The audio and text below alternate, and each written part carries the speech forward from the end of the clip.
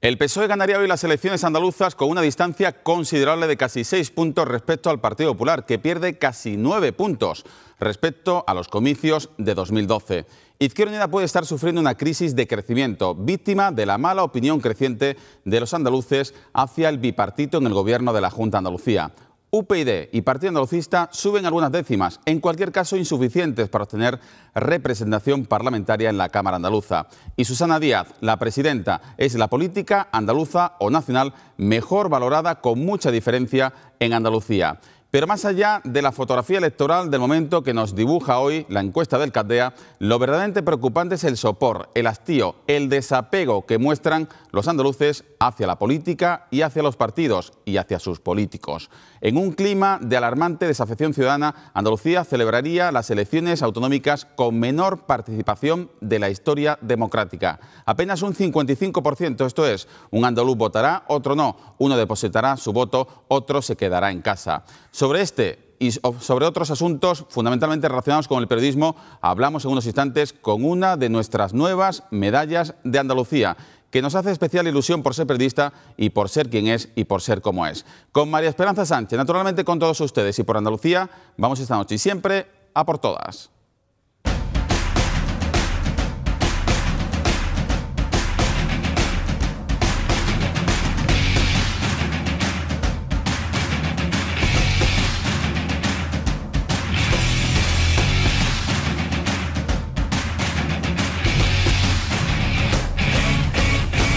Andaluces, buenas noches. El Estudio General de Opinión Pública de Andalucía, el EGOPA, de invierno de 2014, presentado esta mañana por el CADEA, dependiente de la Universidad de Granada, pone el acento también en que el paro, la corrupción y la marcha de la economía son las principales preocupaciones de los andaluces, que en un 71% atentos considera que la crisis seguirá igual o peor en los próximos meses. Y en cuanto al mapa electoral, detalla que con un 36,7% los socialistas serían la principal fuerza política con casi 6 puntos de ventaja con el Partido Popular, que alcanzaría el 31,1% de los apoyos, 9 puntos menos que las pasadas elecciones.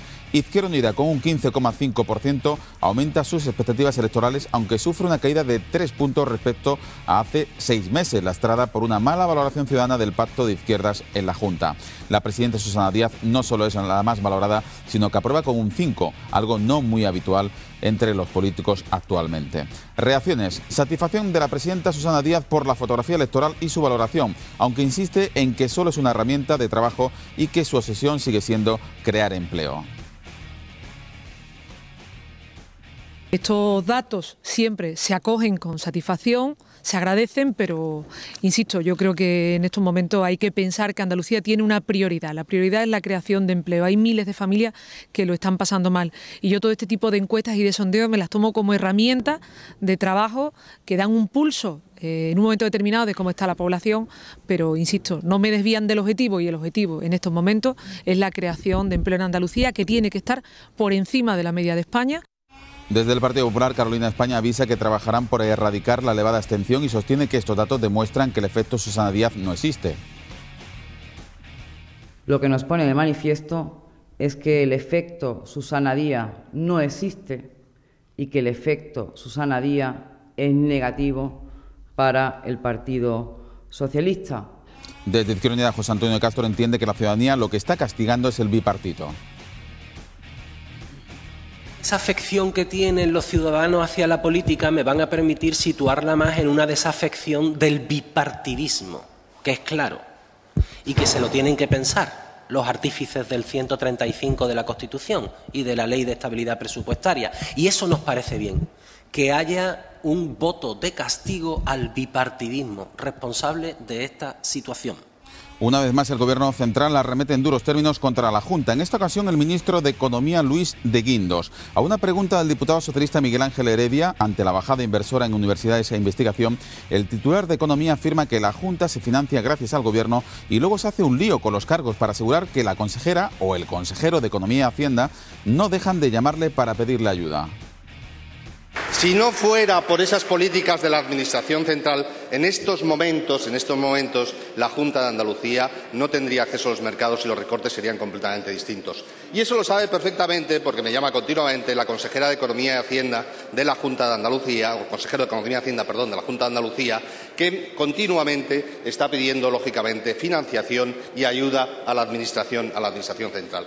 La consejera de Hacienda, María Jesús Montero, niega tajantemente que haya hablado en alguna ocasión con el ministro de Guindos, sí con el titular de Hacienda, Cristóbal Montoro, pero nunca para pedir más dinero del que le corresponde a Andalucía. Y espeta de Guindos que lo que hubiera esperado ella del ministro de Economía es que felicitara a la Junta por su lealtad en el cumplimiento del déficit, a pesar de las dificultades que el Gobierno central plantea a Andalucía. Las declaraciones del señor Guindos no se sostienen, creo que hay que exigirle rigurosidad y honestidad intelectual y, por tanto, el reconocimiento de que Andalucía tiene saneadas las cuentas públicas, como expresa el último dato pendiente de confirmar de cumplimiento del objetivo de déficit y, por supuesto, el reconocimiento a que la presidenta de la Junta está impulsando la atracción a la inversión y, por tanto, la confianza de los mercados inversores y financieros en Andalucía como región atractiva. Por cierto, que ya hay fecha. El próximo martes el Consejo de Gobierno, la Junta, aprobará, según ha desvelado hoy en Córdoba el vicepresidente Diego Valderas, el recurso ante el Constitucional contra la reforma local del Ejecutivo Nacional. El tema de que pone en peligro el tema de los servicios públicos, hay una orientación a la privatización y luego está el tema de los propios que han dicho los sindicatos. Se puede poner en peligro un número no pequeño de empleos en el conjunto de nuestra comunidad. Esto será el martes. Un día después, el Parlamento debatirá en un pleno extraordinario presentar otro recurso de inconstitucionalidad contra esta misma ley. En 2013 llegaron a Andalucía 2.743 inmigrantes indocumentados a las costas andaluzas.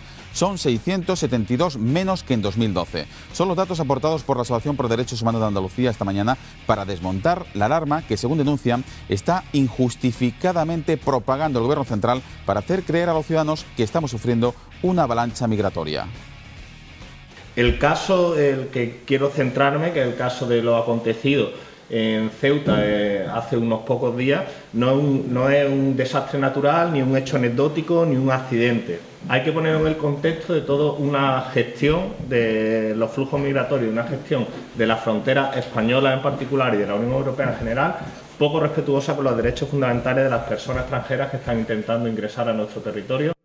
Cambiamos de asunto. El Gobierno británico presentará una protesta formal ante España por la supuesta incursión de un barco de la Marina Española el martes pasado en aguas de Gibraltar, según ha informado un portavoz del Ministerio de Asuntos Exteriores en Londres. El Gobierno de la Roca de Gibraltar considera que tiene jurisdicción sobre 3 millas náuticas alrededor del Peñón, algo que no reconoce España, que solo admite la soberanía gibraltareña sobre aguas del puerto. Y concluimos el sumario de hoy miércoles con otro conflicto laboral que no perdemos de vista. El TSJ ha acogido hoy el juicio por el ERE, el expediente de regulación de empleo de la base de Morón, donde la empresa que presta servicios de mantenimiento a la Fuerza Aérea de Estados Unidos ha despedido a 66 de sus 436 trabajadores. Los demandantes han pedido la nulidad del ERE porque no se justifican las causas. Hay discriminación de los empleados españoles y por la falta de voluntad negociadora.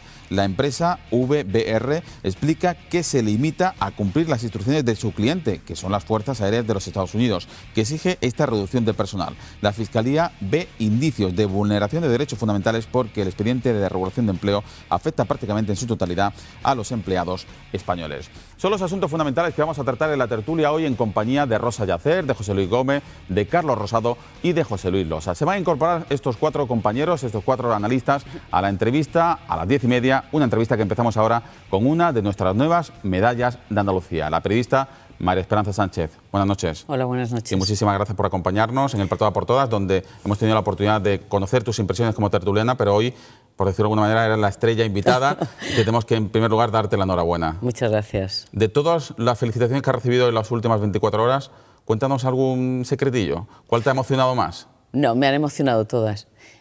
Todas, absolutamente. Y a lo mejor hay algunas que me han sorprendido más porque han sido de personas que hace tiempo que no veía o tiempo que no tenía noticias de ellas y ellos, ¿no? Y ha habido algunas, ¿no? Gente que sabes que si necesitaras algo están ahí, pero con los que normalmente no tienes mucha relación y de pronto, pues efectivamente están ahí, ¿no?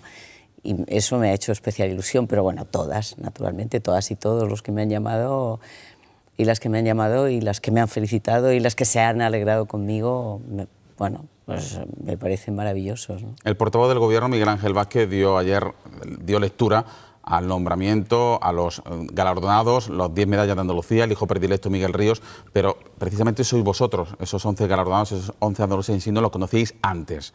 ¿Quién y cómo te lo comunicaron? Bueno, supongo que como a todo el mundo, diciendo lo que iba a pasar al día siguiente, lo que posiblemente iba a pasar al día siguiente, la propuesta de estar en ese grupo de personas que debía aprobar el Consejo de Gobierno. Y bueno, fue una sorpresa muy grande, la verdad. Me llamó la presidenta, me sorprendió enormemente la noticia, me quedé un poco sin saber muy bien qué decir, porque verdaderamente me parece que es algo que yo, desde luego nunca había pensado yo que podía estar en este trance, para nada, y me parece que es algo tan importante realmente que todavía estoy bastante abrumada y preguntándome muy bien, preguntándome por qué yo, ¿no? Una persona que está acostumbrada a estar detrás de las cámaras preguntando, ¿se siente incómoda cuando le preguntan a ella? ¿Cuando todos los focos le iluminan a ella? Mucho. Yo comprendo que nuestra profesión es una cosa de gente muy, en fin, muy atrevida, ¿no? Muy atrevida. Preguntamos, y cuando estás en este trance, yo ahora mismo estoy nerviosa. Fíjate, claro. Con la experiencia que tienes, ¿no? Sí, porque no es lo mismo. Preguntar no compromete realmente. Bueno, puede comprometer, hay preguntas que comprometen, evidentemente, y que es valiente hacerlas y cobarde no hacerlas, pero en fin, las respuestas son lo que verdaderamente dejan en evidencia a la persona preguntada o no. Bueno, pues vamos a ver hacia dónde vamos. Medalla al mérito del trabajo, Clara Campoamor, premio Ondas. Y ahora... Bueno, a ver, lo del premio Ondas yo lo quiero aclarar, porque se dice premio Ondas de radio. Yo no soy premio Ondas de radio. Bueno, un programa que yo hacía, que era un programa muy importante de Radio Sevilla, La Tertulia Literaria, que convirtió a Radio Sevilla en aquel momento en una especie de centro de encuentro de personas de la cultura, y en la que estaban todos los escritores andaluces del momento y por la que pasaron todos los escritores españoles que llegaban a Sevilla, pues era, como digo, un programa muy importante de Radio Sevilla. Y yo presentaba ese programa y moderaba esa tertulia. Y fue a esa tertulia literaria a la que le dieron el premio Ondas, que yo presentaba y moderaba, pero es el premio a la tertulia. Por lo tanto, las cosas en su sitio. Bueno, las cosas en su sitio. Que luego pasa lo que pasa con los currículums. Veo que estás haciendo un ejercicio de humildad palpable, pero bueno, en cualquier caso, es la verdad. De todos estos premios, aparte de ahora de la medalla de Andalucía, ¿de cuál te sientes más orgullosa? No orgullosa, ¿O cada una tiene un rinconcito en tu corazón? Estoy agradecida a los premios. Me hizo mucha ilusión la medalla de Sevilla, la medalla de la ciudad de Sevilla me hizo muchísima ilusión. La medalla del trabajo, oye, porque efectivamente uno ha estado trabajando toda la vida. Y luego son muy especiales los premios Meridiana, Clara Campoamor, porque son premios que distinguen a mujeres que han luchado por la libertad de las mujeres y por la igualdad, ¿no? Y yo, que es una cosa en la que creo que no hay que bajar la guardia nunca, pues efectivamente a través de mi trabajo, bueno, me he comprometido con eso y con otras cosas, con Andalucía, pero he estado muy comprometida en la lucha de las mujeres, porque lo estoy personalmente, ¿no? Ayer estuvo sentada como invitada aquí en este plató la consejera de Fomento y Vivienda de la Junta de Andalucía, Elena Cortés, le preguntaba del ramillete, de la pleyade de andaluces galardonados, ¿con quién se identificaba más? ¿Cuál era el perfil con la que se sentía más ilustrada? Y me dijo que con Flor de Torres y contigo por la lucha con el feminismo. Bueno, yo es que creo que este momento además está evidenciando que la lucha de las mujeres, que el feminismo es una ideología que tiene todo el sentido, a pesar de que hay muchos que consideran que eso ya está pasado de moda y alguna lamentablemente considera que es una ideología rancia, lo cual es verdaderamente lamentable. Pero se está demostrando en este momento que es una ideología que sigue teniendo todo el sentido y que militar en eso, las mujeres, en fin, que quieran sentirse ciudadanas con los mismos derechos que los hombres y sentirse ciudadanas libres, no pueden renunciar a seguir luchando por conseguir eso para todas las mujeres, ¿no? Has trabajado en la radio, que es tu medio natural, pero también has hecho incursiones en la televisión, escribes, has escrito en El País, en muchas publicaciones y sigues haciéndolo en el Correo de Andalucía. ¿Qué te atrae más? Al margen de la radio, que sabemos que es tu lugar natural, ¿qué es lo que te llena más? Hombre, al margen de la radio no puedo decir, porque a mí lo que me gusta, donde yo disfruto y soy verdaderamente feliz es en la radio. Para mí la radio es, yo qué sé, uno de los 2 o 3 regalos más importantes que me ha dado la vida, ¿no? Poder trabajar en la radio es, en fin, algo que todos los días, y tú lo sabes porque somos compañeros, me sigue pareciendo maravilloso. Creo que no podría vivir sin hacerlo, ¿no? Me gusta... La televisión está muy bien, es muy provocadora, pero la televisión establece una distancia entre una y el que y la que está recibiendo lo que una hace, que a mí me causa, no sé, una desazón, un poco de desazón. Yo en el micrófono, me pongo delante del micrófono y sé que casi estoy tocando a la gente, y la gente me está tocando a mí, ¿no?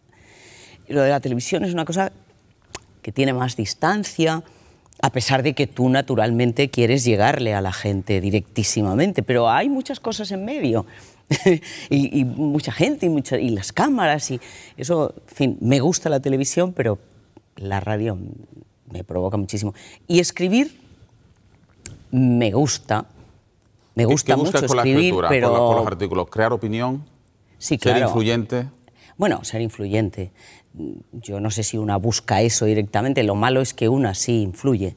Lo malo es que influye. Vamos, lo malo, lo que exacerba la responsabilidad es que una influye. Y eso es muy fuerte, y eso hay que tenerlo en cuenta cada vez que una da una opinión sobre algo, porque eso puede influir en la opinión de los demás, ¿no? Yo siempre digo que la gente que nos escucha, que nos lee, que nos ve, tiene que cuidar mucho su opinión, y solamente con las opiniones de los demás hacer un ejercicio de contrastar y ver qué le interesa de lo que dicen los que opinan sobre las cosas, pero no quedarse con cualquier cosa sin haberla pensado, porque si no seríamos ladrones de opiniones, ¿no? Entonces, a mí me perturba bastante lo de la influencia, ¿no? Por eso me preocupa mucho cuando de pronto reflexiono sobre lo que he dicho y digo, bueno, esto a lo mejor no lo debía haber dicho, o no lo debía haber dicho así, debía haber matizado y tal. Yo creo que opinar es una cosa de mucho riesgo, ¿no? Bueno, hablemos de la radio, que es tu lugar sagrado, por decirlo, tu lugar laboral por excelencia.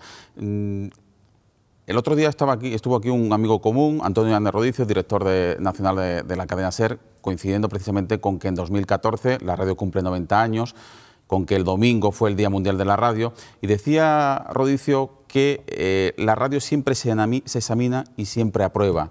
¿Por qué crees tú, aparte si compartes esta reflexión, por qué crees tú que la radio ha sido el medio de comunicación que mejor ha aguantado la crisis económica?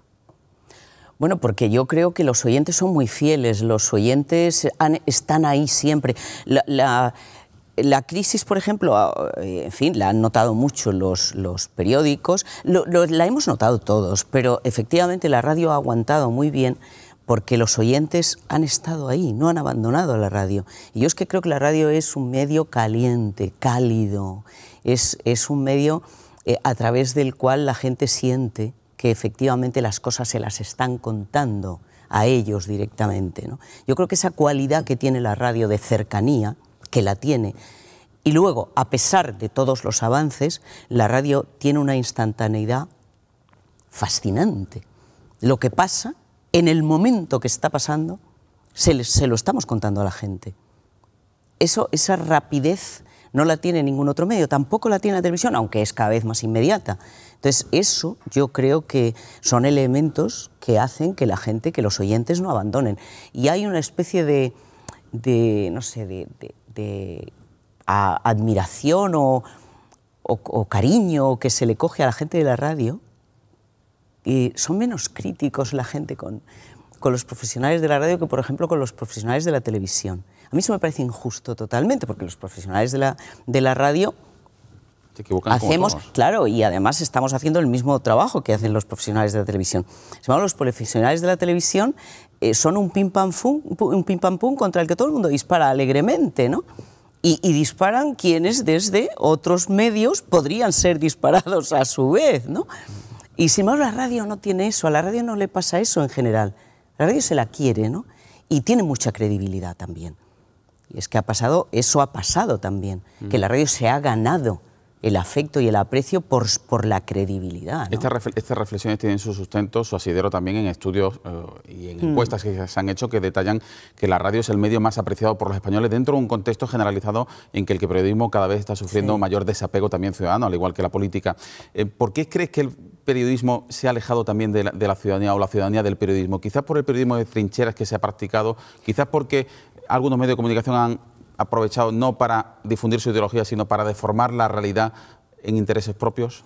Sí, bueno, eso es un fenómeno verdaderamente lamentable y triste porque nos hace perder credibilidad a todos y efectivamente lo de las trincheras es un desastre, verdaderamente es un drama. Yo creo que eso no ha hecho nada bien, al periodismo y por lo tanto, en tanto en cuanto el periodismo es absolutamente necesario para que una sociedad respire en fin, democráticamente y de una determinada manera, bueno, impulse movimientos y actuaciones que vayan mejorando la sociedad. En ese sentido, teniendo en cuenta esa influencia del periodismo, como ha habido y hay esa militancia, ese periodismo que tú dices de trincheras, que es así, pues lo que pasa es que la sociedad también se ha dejado traspasar por eso y estamos muy en esa tremenda división históricamente de este país. ¿Y crees que es posible invertir esta espiral perversa? No lo sé. Sinceramente no soy optimista. No soy nada optimista con respecto a eso. Bueno, hablemos del 28F 2014, que será una fecha recordada por ti para siempre, será muy especial para María Esperanza Sánchez, pero es un nuevo 28F para Andalucía, en un momento en el que el debate territorial está muy enconado, muy caliente, con posturas en las antípodas, por un lado el soberanismo, el desafío soberanista catalán, el centralismo más conservador que incluso cuestiona el estado de las autonomías, el PSOE poniendo encima de la mesa el modelo federal. A tu juicio, esa pregunta te la hemos hecho muchas veces, ¿cuál es el papel que debe jugar Andalucía en este debate? Central, verdaderamente central. Andalucía es... ¿Y se lo van a dar? Bueno, si no se lo dan, lo tomarán. Yo estoy convencida... Como en el pasado. No, estoy convencida de que no se puede pasar de lo que Andalucía, de la voz de Andalucía, de lo que Andalucía tiene que aportar en este debate, y estoy convencida de que va a tener el protagonismo que Andalucía, bueno, merece y necesita tener, ¿no? Andalucía es una comunidad que cuando nadie lo esperaba, cuando nadie contaba con eso, por propia iniciativa, desde luego con un líder en aquel momento que fue el presidente Rafael Escuredo, pero desde luego el pueblo entero reaccionó levantando la cabeza y diciendo ¿cómo? Que vamos a empezar un tiempo nuevo, que estamos en democracia por fin y tenemos los ciudadanos que hacer el futuro que queremos, se va a demostrar. Los andaluces lo vamos a demostrar. Los andaluces echaron a la calle y los andaluces dijeron sí en un referéndum verdaderamente con una pregunta ofensiva que no entendía nadie, que estaba hecha para que no se entendiera. Pero la gente sabía que había que decir sí y dijo sí. Dijo sí. Se ganó el ser considerada una comunidad autónoma con un cuerpo político y social o político, las dos cosas, con un cuerpo político muy potente. El pueblo andaluz demostró ser un cuerpo político muy potente y muy importante, que decidió su destino, pero no solamente su destino, decidió lo que pasó después. El estado de las autonomías se debe a esa levantada de cabeza de Andalucía. Y ahora, para mejorar ese estado de las autonomías, para hacer un estado nuevo en el que las cosas sean todavía mejores, más justas y más solidarias, y todos los ciudadanos de este Estado tengan los mismos derechos, hay que escuchar a Andalucía, sin duda de ninguna clase, pero yo estoy convencida de que se la va a escuchar.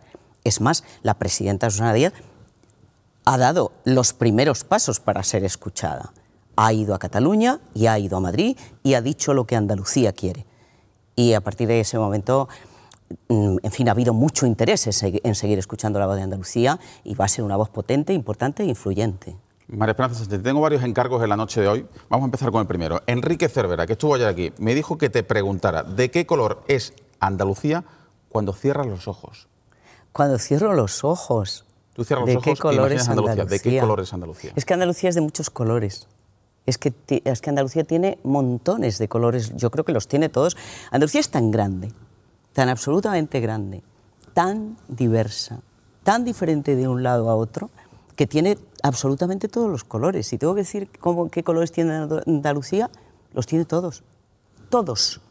Incluso tiene el verde más intenso que te puedas encontrar, yo que sé, en Galicia, pues lo tienen los castaños de la Sierra de Aracena, por ejemplo, que no te lo esperas, ese color tan potentemente verde, ¿no? Y luego tiene pues todo el resto de colores de todos los paisajes tan diferentes que tiene, ¿no? Te pido brevedad en la siguiente pregunta. Juan Carlos Blanco, ¿cómo se puede defender con la pasión que lo haces Andalucía? ¿Cómo has podido identificarte tanto con el andaluz siendo andaluza adoptiva? Soy andaluza adoptiva por decisión propia.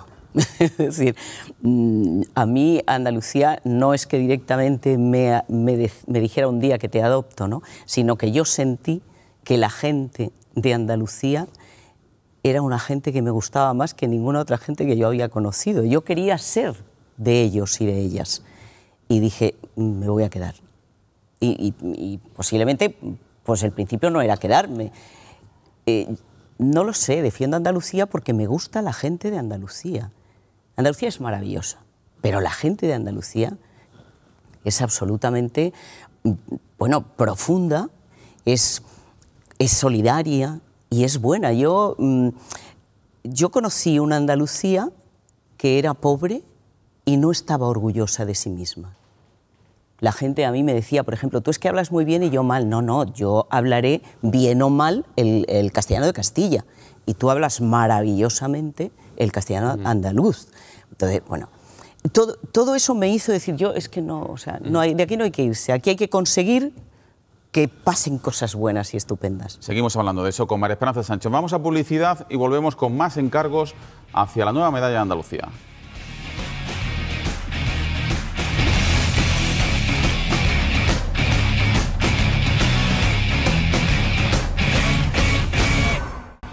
Seguimos yendo a por todas aquí en 8 Andalucía, en compañía de María Esperanza Sánchez. Nueva medalla de Andalucía, la recibirá el próximo 28 de febrero. Ha recibido muchas felicitaciones, nos ha dicho, pero hoy hay una felicitación especial que quiere estar aquí. Querida Esperanza, muchísimas felicidades. Sabes que me alegro de verdad. Bueno, María Esperanza y yo, se lo digo a los espectadores, somos no ya amigos, somos hermanos, de verdad, desde hace mucho tiempo.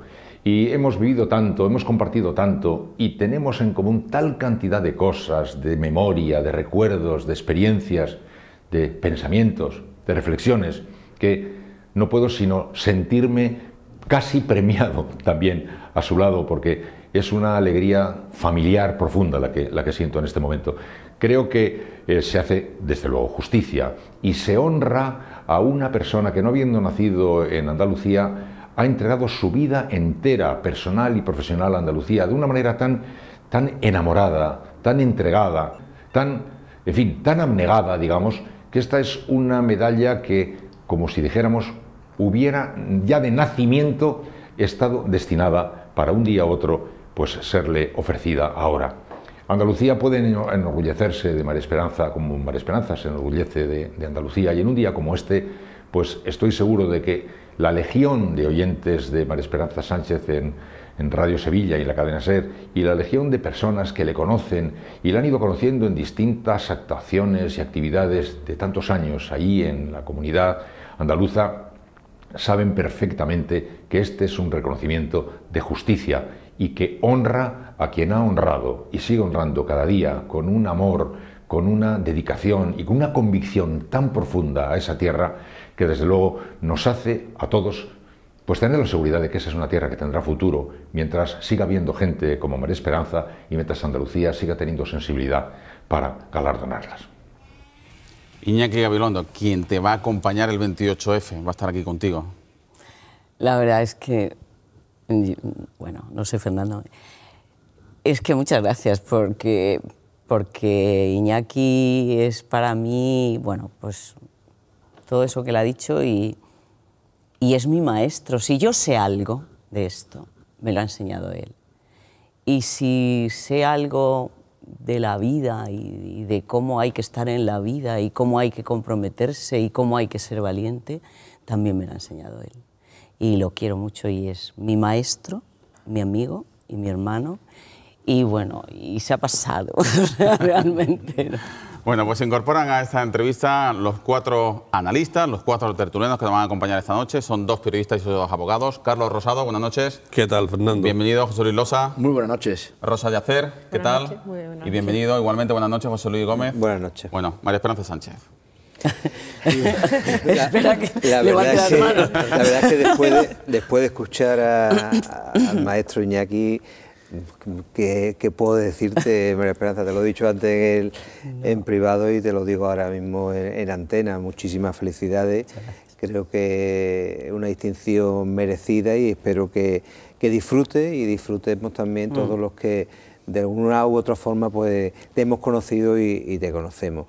En ese sentido, expresarte mi más sincera felicitación y enhorabuena por un hecho y lo hablabas con la entrevista con Fernando, es un hecho lo que has aportado y lo que estás aportando y lo que tienes que aportar a la radio como ese medio de comunicación mucho más cercano al ciudadano, y que un ciudadano pesimista, que como vemos en la estadística ahora, necesita de esa radio y necesita de esas personas que como tú das esa impronta a la radio. Yo pienso que es un reconocimiento, pero sin duda también es un acicate para seguir trabajando desde el periodismo por Andalucía y trabajando en ese optimismo que necesitan los andaluces, ¿no? Sí, claro, claro, o sea, eso obliga, eso exige más cada vez, ¿no? Porque realmente o sea, te sorprende que haya quien piense que tú mereces eso, ¿no? Y si hay alguien que piensa que tú mereces eso, ese alguien y todos los demás merecen que tú estés a la altura de eso, ¿no? Y en este momento, además, que las cosas están difíciles y en fin, estamos en un tiempo, en la víspera de un tiempo en el que tienen que pasar cosas que sean buenas para llevarnos a un futuro mejor, pues no se puede abandonar el compromiso ni se puede abandonar las ganas de pelea, ¿no? Y las ganas de estar ahí, acompañando a la gente que lucha cada día y que yo creo, confío absolutamente, que va a volver a decir: aquí está Andalucía y escúchennos. Te he escuchado con mucha atención en la entrevista que te ha hecho Fernando, y porque sé que eres una luchadora y también te doy la enhorabuena por el merecido premio. Me ha preocupado un poco la reflexión o la visión un poco pesimista que has trasladado en relación al futuro del periodismo, de los periodistas y de la valoración de los medios de comunicación entre la sociedad. En parte creo que lo compartimos todos. Estamos en un país en que pocas semanas han cesado de manera un poco extraña a los 3 principales directores de medios de comunicación, La Vanguardia, El País, El Mundo, y no se nos mueve nada, no cambia nada, incluso sigue empeorando la visión del periodismo de la gente. Me gustaría que avanzaras un poco más, que no te quedaras en esa visión negativa que has trasladado. ¿Qué tendríamos que hacer los periodistas y qué tendríamos que hacer los medios de comunicación para recuperar ese papel perdido, ¿no? de referencia?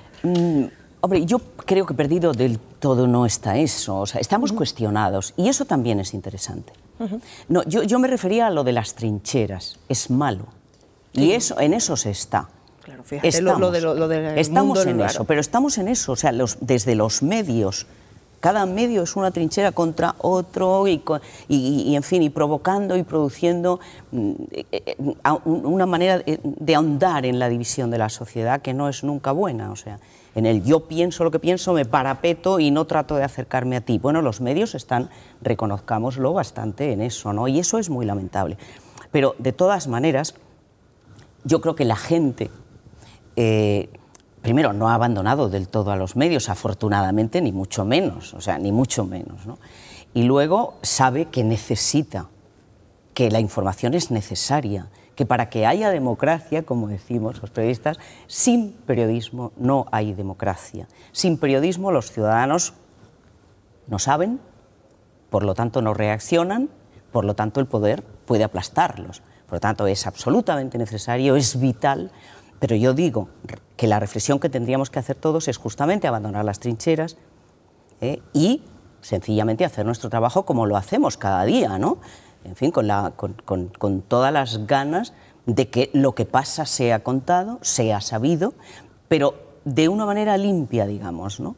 ¿Es eso posible, María Esperanza? Bueno, no lo sé, es muy difícil, es extremadamente difícil y además cada uno de todos nosotros tendremos nuestro pecado correspondiente, ¿no? O sea, aquí no hay nadie que esté libre, ¿no? Desde luego yo no me considero libre de cualquier en fin, de cualquier pecado, digamos, entre comillas, lo de pecado, ¿no? Pero es imprescindible el periodismo y es bueno que la gente pueda confiar en el periodismo y en los periodistas.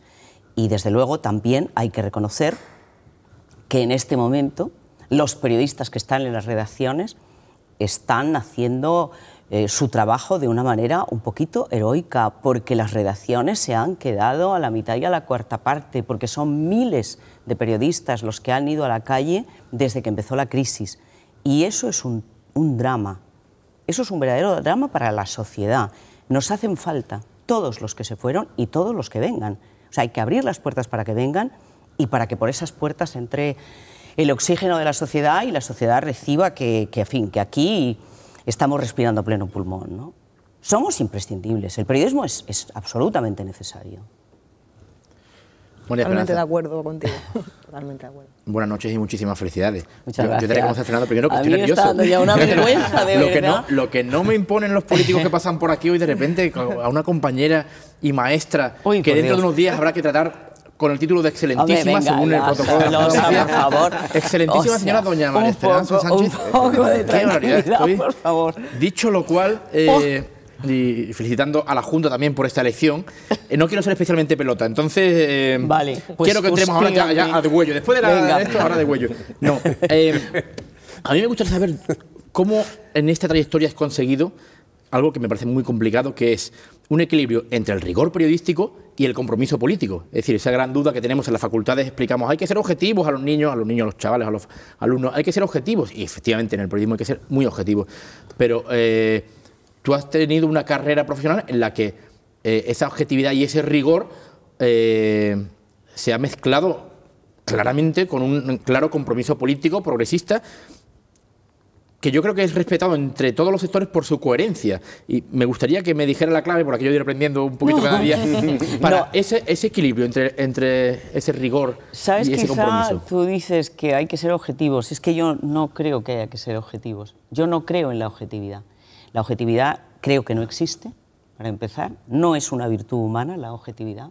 Yo no me acuerdo que no sé si era Bergamín, creo que era Bergamín, que decía... la objetividad la tienen los objetos. No, yo no soy un objeto, yo soy un sujeto, por lo tanto soy subjetivo. Entonces, yo no soy objetiva, yo soy subjetiva.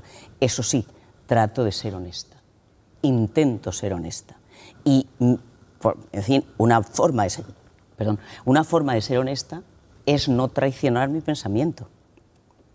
Y es lo que hago, con toda tranquilidad y teniendo la suerte enorme de trabajar toda mi vida en un medio en el que nadie me ha dicho lo que tengo que decir. Y eso es muy importante también. Quizá la gran diferencia sea que has mantenido esa honestidad hacia tus ideas, lo que no es, como en algunos otros casos ocurre, ser casi periodista de partido. Es decir, tú puedes haber discrepado o no con el PSOE en muchos momentos, sabiendo que estás en un ámbito progresista de tu ideología, ¿no? No, yo jamás he militado en un partido político y tengo un pensamiento, en fin, llamémosle convencionalmente progresista, un pensamiento progresista y solidario de las cosas, ¿no? Y como tal no me escondo, no tengo ninguna necesidad de esconderme y bueno, pues eso a veces puede tener consecuencias también, ¿no? Pero bueno, están asumidas y ya desde luego si no lo he hecho con lo mayor que soy, no lo voy a hacer. Bueno, yo creo que todo el mundo sabe, todo el mundo que sabe de esto sabe que María Esperanza es un fenómeno de la naturaleza, eso lo sabe todo el mundo, por ¿no? favor. En todos los aspectos, ¿no? Pero es verdad que tú, que perteneces a... Estáis rondando mucho lo de la edad, ¿eh? No, la edad no. Yo estoy hablando de un fenómeno de la naturaleza, estoy hablando de... Eso que tiene que ver con la edad, María Esperanza, estoy hablando de que eso es verdad además, todo el mundo lo sabe, ¿no? Vale.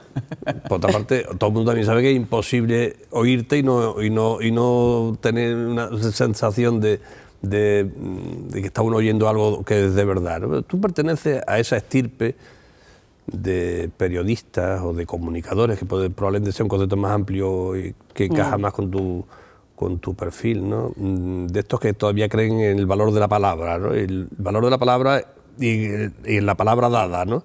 en el mismo camino de la coherencia de la que tú hablabas. Pero es verdad que hemos podido seguirte y participar de tu vida profesional y de lo que tú significabas y significas como referente claro en el mundo del periodismo, sin que hayas tenido que caer ni en la equidistancia ni en la neutralidad. Por supuesto, en la objetividad coincido con Bergamín y contigo, ¿no? Y por lo tanto, esa demostración de que es posible el respeto profesional sin tener que estar, digamos, en ese limbo de que no se sabe uno lo que piensa, ¿no? Y claro, siempre me ha llamado esa atención, ¿no? Siendo tú como eres, volcánica también en tus cosas, y crítica, y que no se ponga delante, es decir, que eres una especie de locomotora y como te pongas por delante te arrolla, ¿no? Es decir, ¿cómo es posible, ¿no? Y siempre lo he achacado a tu propia personalidad, ¿no? No es fácil, ¿no? No es fácil encontrarse gente como tú en el ámbito en general, de la comunicación. Pero es verdad que has traspasado no solamente la radio, siempre habláis de la radio, ¿no? Estamos en la tele. No sé si recordaréis, Esperanza sí, un programa que tenía fantástico en Canal Sur, que era Adivina quién viene esta noche. Sí, sí.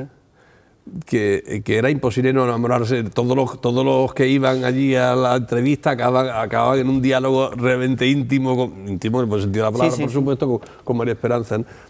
¿Qué ha aportado en tu vida profesional? ¿Qué ha aportado en la tele?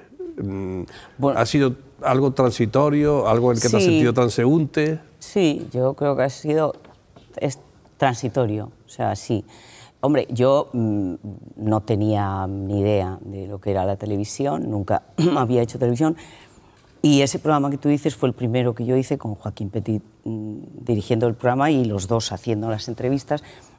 Fue un programa que, bueno, inolvidable, absolutamente inolvidable. ¿Ya no se hacen programas de eso, María Esperanza? No, ya no, lamentablemente ya no se hacen programas de esos. Pero bueno, fue un programa maravilloso, yo lo pasé maravillosamente y descubrí que me gustaba la televisión, que me gustaba. A mí me gusta seducir, o sea, yo, pase lo que pase, yo quiero seducir a quien me escucha, a quien me ve, en fin, no siempre lo consigo, pero me gusta. Y la televisión te permite además hacerlo así de una manera mucho más visible, ¿no? Yo creo que mi fuerte es más la voz que otra cosa, pero bueno, en todo caso. Espero que no te ocurra como algún otro compañero, no diré el pecador, ¿no? Que también con una gran voz que iba por la calle y en Sevilla alguien le dijo yo le escucho, es que me encanta, le escucho en la radio y tal, le pongo y me quedo dormida. Se quedó como, bueno, pues y lo decía con toda la alegría del mundo, claro, esa señora. Claro. Bueno, de momento no me ha pasado eso, pero bueno. No, bueno, yo la televisión me parece un medio para mí más difícil, desde luego. Más difícil. En cualquier caso, rebuscando en el oscuro pasado de María Esperanza Sánchez para que hubiera aquí algo de esto. ¿Has encontrado algo? He encontrado algo. A mí me han dicho que la verdadera vocación de María Esperanza Sánchez era ser actriz.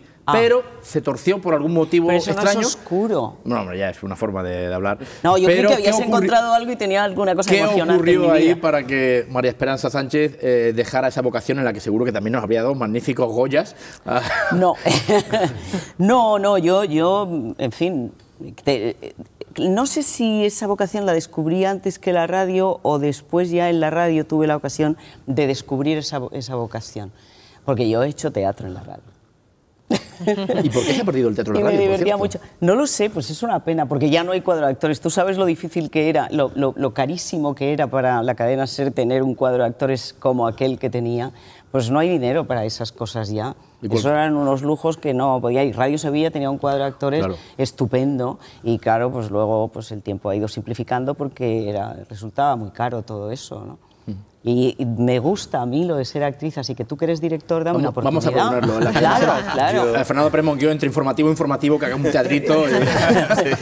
Yo iba a comentar. Voy a buscar el tiempo no sé dónde. Estando José Luis en la mesa y estando Esperanza pueden hacer... Claro, tenemos que hacer algo. A preparar algo ya, pero ya. Yo Esperanza, me gustaría saber una cosa, porque como periodista yo siempre he pensado que nos dedicamos básicamente a contar historias, ¿no? A través de otros, a través de nuestra voz, de nuestra manera mejor o peor de escribir. Tú has contado muchas historias, pero en estos tiempos tan oscuros, ¿qué historia te gustaría contar? Pues mira, hoy le he hecho una entrevista precisamente a un señor de Camerún, negro. Digo negro porque era muy negro. Sí. Y se lo he dicho a él y se reía, ¿no? Y dice, es verdad, soy negro. Que me ha contado una historia que yo creo que hay que contar. Esa historia, a él se la había contado antes a John Carlin, que ganó el premio Ortega y Gasset precisamente con ese reportaje. Pero él me decía, es que estamos hablando mucho de las pateras. Desgraciadamente esta semana hemos estado hablando mucho por algo, en fin, que no acabamos de tragar, se nos ha quedado aquí, y esperemos que sepamos qué ha pasado y por qué ha pasado, ¿no? Pero él decía, es que lo de las pateras es terrible, pero atravesar el desierto del Sáhara, como él lo atravesó, eso no se cuenta, y hay que contarlo porque están allí, pero claro, allí no llegan los medios. Y él me ha contado que él ha visto a chicos jóvenes, preparadísimos, fuertes, maravillosos, que después de días andando y semanas andando por el desierto, iban muriéndose lentamente. Y se van quedando allí, se van quedando en el desierto. Y mujeres que trafican con su cuerpo para sobrevivir. Y otras que son violadas en ese ambiente de miseria, de dolor, de horror, de calor, de frío, de miedo, de hambre. Pues, por ejemplo, eso hay que contarlo. Porque él me decía, está pasando, sigue pasando. Es que a mí de las fuerte, imágenes que más me ha impresionado estos días en el tema que hacía referencia, no es de pena, es de alegría. De los que pudieron entrar hace 2 o 3 días, la cara de alegría, cómo clamaban al cielo, cómo levantaban las manos, cómo se abrazaban. Fijaros el futuro que les espera, ¿no? Y estaban felices. Claro. Me llamó más la atención incluso las imágenes que conocemos de dolor. Camino, sí, claro. Aunque tendrán que volver y eso es tremendo también, ¿no? En esta situación de los medios de comunicación digitales, la crisis que hay en la prensa escrita, sin embargo, las redes sociales, internet, parece que con la radio no pueden. ¿Qué magia tiene la radio? Que es mágica. Y la magia no se puede explicar. La magia es magia. Sí, pero al margen de la inmediatez, que lo decías a Fernando, esa cercanía a la que hacía yo alusión, algo hay, porque está claro, estamos todos tecnológicamente en el momento y sin embargo, todos en algún momento de nuestro día a día tenemos la radio siempre presente, siempre. Es que la radio está... A ver, la radio tiene una cosa que es maravillosa, que es la radio portátil, el transistor. Ese, o sea, al inventor del transistor hay que hacerle... Deberíamos ya haberle hecho un monumento la gente que trabajamos en la radio. Porque claro, es que la radio está en cualquier sitio.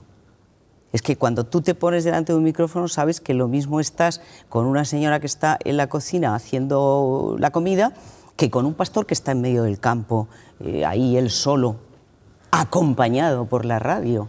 Es que la radio, desde ese invento, a la radio no se le resiste absolutamente nada, no hay barreras, no hay fronteras, está en todas partes, en cualquier lugar. Eso es maravilloso, por eso precisamente también, aparte de por la magia que ella tiene en sí misma, por la cercanía, por la calidez del medio. Y la verdad que transmite. Claro. Y la fidelidad, ¿no? Que es espectacular frente a la televisión, que estamos cada minuto con el zapping. Sí. Es que la radio, que habría posibilidad de hacer zapping. Sí. Algunos locos aún lo hacemos, pero intentamos escuchar el informativo de tres sitios a la vez. Pero la mayoría de la audiencia, el que es de la SER es de la SER, el que es de la COPE de la COPE, el que es de Onda Cero de Onda Cero, o el que sea de Radio Nacional, por ejemplo, ¿no? Pero es bueno oírlo todo, ¿eh? O sea, es bueno leer todos los periódicos, es bueno oír todas las radios, es bueno, aunque tú tengas tu radio y tu periódico, porque es así, exactamente, ¿no? Pero es que ni siquiera ahora que los aparatos son digitales y tal, es fácil cambiar. Yo, por ejemplo, oigo todas las radios de vez en cuando, ¿no? O sea, a lo largo del día oigo un poco, ¿no? Y me cuesta trabajo, vuelvo a buscar. Hombre, os digo que tengo el lugar en el día, la frecuencia de cada una de ellas, la tengo apuntada porque se me olvida. Y yo hago todos los días, ¿no? O sea, hago un recorrido por las distintas emisoras. Es verdad, la radio se queda ahí. ¿Y cuál es la que te gusta que no nos has dicho? Te he dicho que ¿cuál es la emisora que no...? Volviendo un poquillo al premio, ¿no? Al 28 de febrero, que el año pasado fue absolutamente emocionante, ¿no? Por el discurso de Antonio Banderas. ¿Cómo te imaginas el día? ¿Qué te imaginas allí? ¿Qué nervios? No sé, ¿te has visto ya? ¿Te has soñado ya allí? Pues no sé. ¿Sabes lo que pienso? Que me va a dar mucha vergüenza y que voy a estar muy pava en el escenario. Que cuando me levante a ver si me tropiezo, yo qué sé, o sea... Es que, claro, es que impresiona el teatro, ¿eh?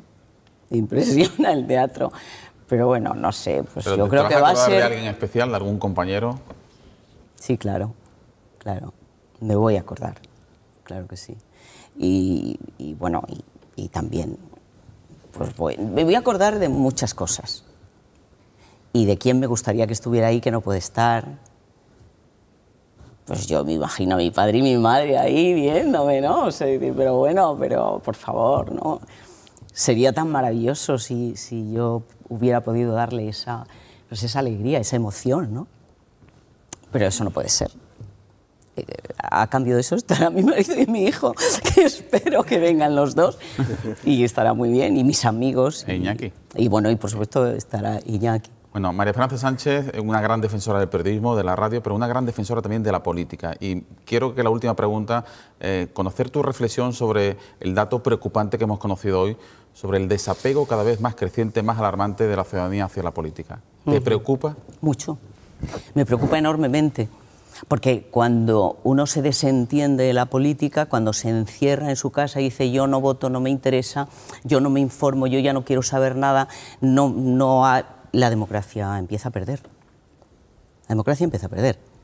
Y eso es muy grave. Porque si perdemos democracia, si perdemos músculo democrático, perdemos libertad, perdemos solidaridad, perdemos igualdad, pero lo perdemos todo. Y perdemos sobre todo nuestra capacidad de volver otra vez a decidir y a estar condicionando lo que tiene que pasar. O sea, si yo me encierro y vienen arrasando por la calle gentes que atrancan la puerta desde fuera, cuando quiera salir a lo mejor ya no puedo. O salgo a un lugar donde no hay libertad, donde no hay democracia, donde yo no puedo decidir. Es muy peligroso lo que está pasando. Y es más peligroso aún que haya una especie de sensación, por lo menos que yo tengo, de que algunos están acunando eso, y un poco de... como fomentando un poco que pase eso, ¿no? Como si yo puedo actuar más libremente si la gente sencillamente dice no me interesa y se da la vuelta. No, nos tiene que interesar, la política nos tiene que interesar. La política en democracia, bueno, cuando no hay democracia no hay política, igual que cuando no hay periodismo no hay democracia, cuando no hay democracia no hay política, hay imposición y obligación. Yo desde luego creo que tenemos que despertar, exigir a los políticos, por supuesto, que hagan el favor de correr a toda velocidad a volver a ganar el aprecio de la gente por la política. Están muy obligados a eso, terriblemente obligados, porque si no lo hacen, ellos serán culpables y responsables de esa pérdida de músculo democrático. María Esperanza Sánchez, muchísimas gracias. Es un placer contar contigo en el Plató de Por Todas. Y enhorabuena de nuevo. Muchas gracias. Volvemos en tan solo 3 minutos de publicidad con José Luis Losa, con Carlos Rosado, con José Luis Goma y con Rosa Yacer, y hablaremos de los principales asuntos de actualidad.